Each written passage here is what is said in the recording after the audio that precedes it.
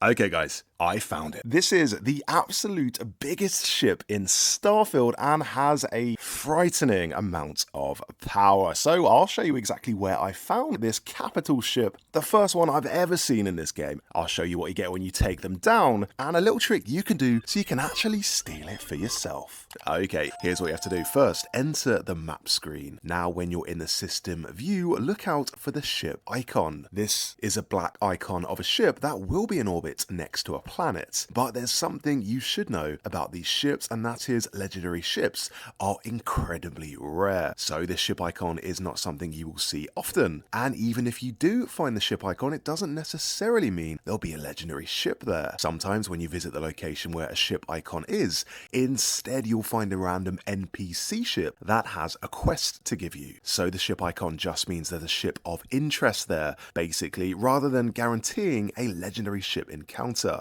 So that's the first reason why finding these ships is so hard, and why this is literally the first time ever I have seen one. The second is that you actually have to be in the system itself for a ship icon to show up. When I was doing this before, I was just looking at each system on the galaxy map and not seeing any ship icons. But that's because I wasn't flying there physically. What you have to do to make these ship icons show up more regularly is actually visit the system itself. In my experience, physically being in the system itself will trigger the spawn of a legendary ship. Not always, sometimes you will see ship icons just from the map without actually being in the system, but that's just what's worked for me. Now personally, I found the legendary ship here in this system, finally, after hundreds of hours of playtime, but ultimately it is random, so while I can't tell you exactly where to go to find one, that's just how to increase your chances of encountering a legendary ship. But it really is worth all the trouble because not only are these encounters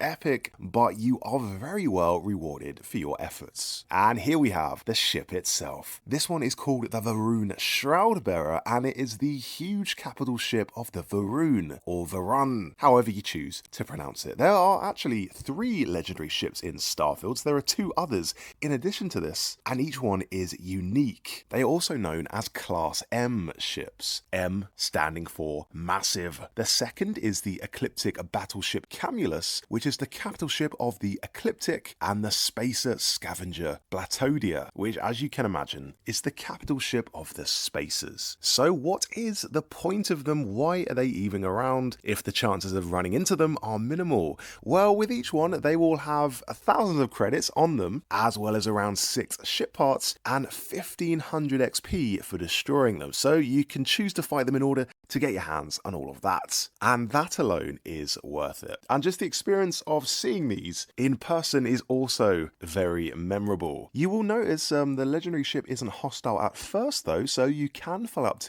to it and get as close as you like, and even inspect their inventory before choosing whether or not to engage. If you do engage, you will have a long battle on your hands though, because not only are you taking down this capital ship, but also a handful of regular sized ship are flying around which you will need to take down. This is without a doubt one of the hardest battles in all of Starfield, which is why I am cheating. I had to do it. I can't deny I'm just not prepared for this fight. And also, I'm not really here to fight it. I just wanted to see what happens when you encounter a legendary ship and what happens when you destroy it. I don't really need the stress and the challenge of this. So that's why I used the console and made myself invulnerable. Because if not, I would just get destroyed in seconds and it would make me feel very bad. But to give you an idea of how monstrous this thing is, it has a hull of 7,330. To compare, the hull rating of my ship, which is the Vista 3, is 1,336. So the Varun Shroudbearer has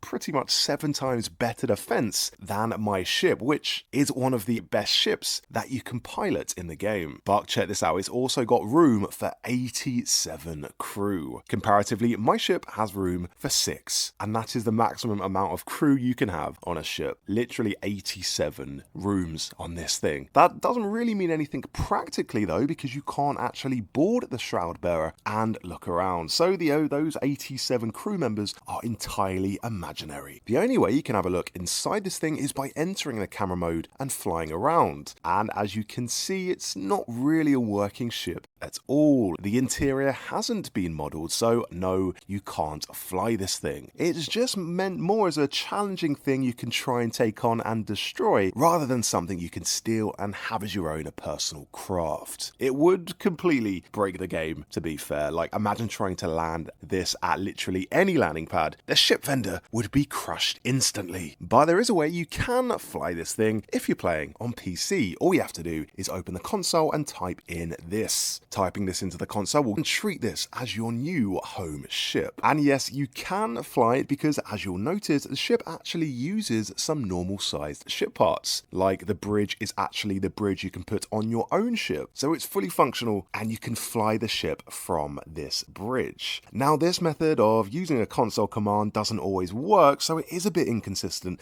So if that doesn't work for you and you do want another way of flying these massive ships, check out this mod. Now, I love this mod. It basically unlocks legendary ship parts for you to build your ships with, and you can make any legendary ship of your choice. So in other words, you can build your own capital ships and make them look however you want. And here's one I built as an example. This thing clips right through landing pads and it kind of breaks the game. But that's okay, I am prepared. So yeah, back to the Shroud Bearer. This ship also has a reactor generating 64 power, as opposed to the puny 38 reactor that my ship has. So the Shroud Bearer can fully power all of its weapon systems at the same time. It also has multiple particle beam, ballistic and laser weapons mounted at the front and both sides. So wherever you get on this thing, you are gonna get shot. The repair rate is extremely high, so even disabling all weapon systems at once with EM weapons doesn't stop it for that long. What you can do, however, is hit and run.